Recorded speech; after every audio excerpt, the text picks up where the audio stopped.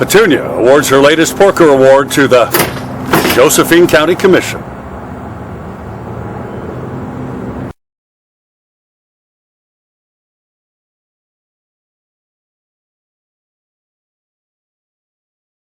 And I want to do the sign drop too. Okay, stand by. We're rolling. And stand by. We're going to pause.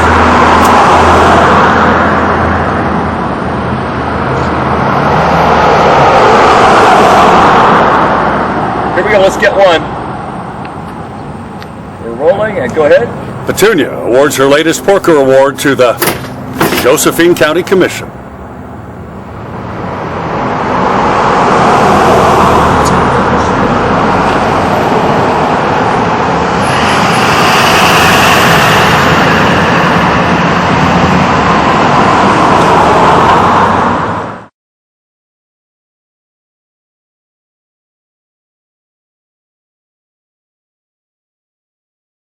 This Porker Award goes to the Josephine County Commission.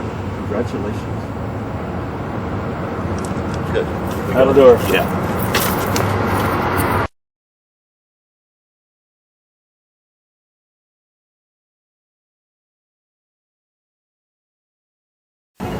Who are you? Why are you here? What are you doing? Why did you come here? I'm Jeff Kropf, former state representative, fifth generation Oregon farmer, and I'm the executive director of the Oregon Capital Watch Foundation. And our mission is to educate the citizens of the state as to how government spends their money.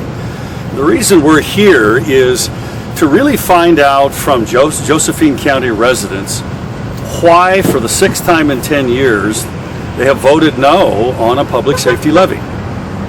So we're here getting their opinions about that and asking questions, because it is a hot topic up in Salem right now as the legislature considers imposing a special income tax on the residents of Josephine County. What brought you here? Well, what brought me here is we've been watching a series of videos that have been produced by Dale Matthews about some of the controversial issues that have been playing out in front of the county commission, and certainly this issue of public safety is one of those. And that really piqued our interest, and we felt really important for us to come down here and find out from the people themselves.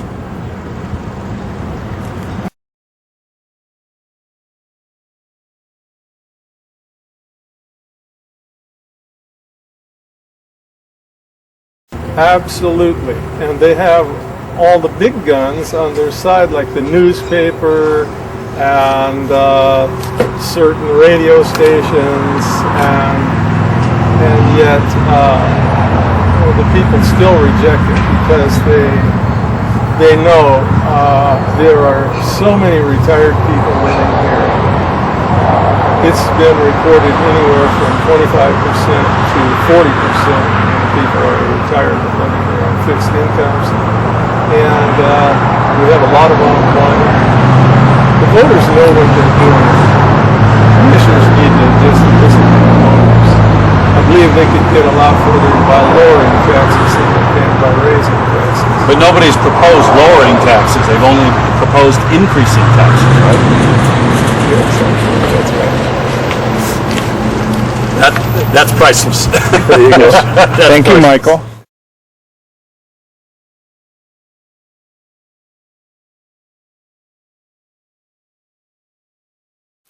What's happening is we don't have good management in our local governance, and that is why the people don't have any trust. I'll give you one example. The Josephine County Commissioners have not stood up to the federal government. According to the 1937 ONC Act, the federal government, on average, owes Josephine County $12 million each year. And what is happening is the federal government is reneging on that payment that is due to us. So my thing is look, County Commissioners, just write a letter to the federal government. Say, look, you owe us $12 million a year. You can either give it to us in cash. If you don't, if you're strapped for money, I can understand that. You know, Josephine County strapped for money. If you can't give us $12 million in cash, let us take $12 million worth of product out of the forest, either in timber or minerals. We have incredible wealth here in Josephine County. If you don't like those two options, get a map and draw a line on a map and give us $12 million of federally managed forest land that the county can manage on their own for their own economic sustainability.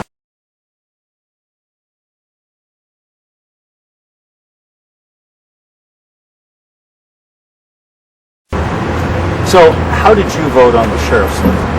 I voted no, Why? because I don't trust the commissioners to spend the money that on what they said. It's supposed to be a levy for the sheriff's department and everything that's connected, and they were going to put it into the general fund. That is, not telling us what they were going to do with the money. People, especially the seniors, said, if we were to vote yes, we aren't going to gain anything by it because we don't know where the money is going to go. So they voted no, the majority of them, I do believe, because some of them were still scared. But we weren't going to gain anybody out there to protect us. We weren't going to profit from what they were going to do. The commissioners needed to say, we're going to give the sheriff this percentage for this and this percentage for that, and they refused to do that. They didn't want to be, they said it in the meetings that they did not want to have anybody tie them down and say they had to put money anywhere, particularly because they wanted to be able to do what they wanted with it.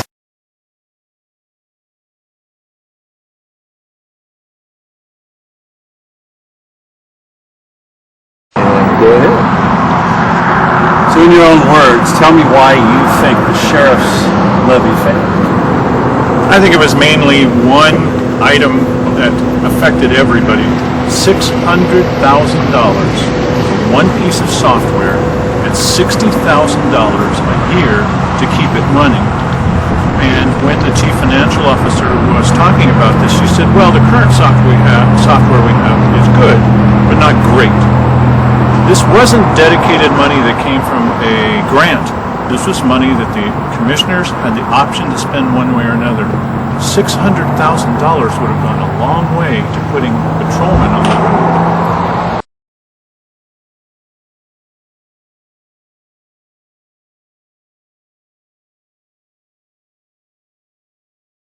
But at a meeting I was in just yesterday, they were talking about adjustments to the budget. And there's $341,000 that the chief financial officer said would be available to the sheriff's department even if the levy didn't pass. And they were talking about what to do with this $341,000. And there were representatives from the budget group with the sheriff who were sitting right there. And the commissioners and the CFO looked at them and said, are you going to be requesting additional monies for patrolmen? Because there's only one out there, just one. No. No? What do you mean no? So they had the sheriff had $300,000 basically presented to him for extra deputies on the road, and he's not interested in applying for them? The sheriff's financial people were there in that meeting. The people that were criticized for padding the budget were in that meeting. The people who were criticized for adjusting the spreadsheet formulas to reach unreasonable answers were in the meeting. And the chief financial officer and the chairman of the board asked them, as they're sitting in the audience, we've got $341,000. Aren't you going to put in for at least a second patrolman? And they answered no. Now, why would they answer no? It almost sounds like they're trying to punish the voters. I mean, do you think that's some of what's going on here? Government now, whether it's Salem or it's county commissioners, the sheriff's office, they're now going to try to punish the voters. Well, we know that immediately after this vote, Cheryl Walker said, you're not going to get a number of the services you thought you were going to get. She wasn't nice about it either. Is the sheriff doing this on purpose? I can tell you that with one deputy on the road, that's not safe with one deputy on the road. You should have at least two deputies sitting together. Maybe they can take two separate vehicles. We're already in this crisis situation when we have only one deputy for the entire county. So why would the sheriff's department say that they don't want that additional money? doesn't make any sense. It doesn't make any sense, So- except for the scenario you suggested. Of punishing the voters because they turned the levy down. What else could the reason be? Why would somebody say again and again, hey folks, we're in danger. You'll only have one deputy for the entire county on patrol. We knew that when we voted against this levy that it was still going to end up with only one deputy on patrol. So why are we doing it? Why is it called a law enforcement levy if we're only going to end up with one patrolman? So could the sheriff's office spend his current dollars better?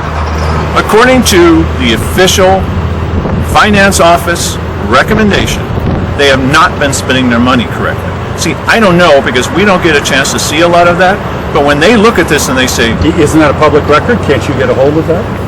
that's the theory. What's really happening? We didn't get a chance to see the spreadsheet formulas that were tampered with. They actually have to go in there and change the formulas to make them turn out with these unreasonable answers.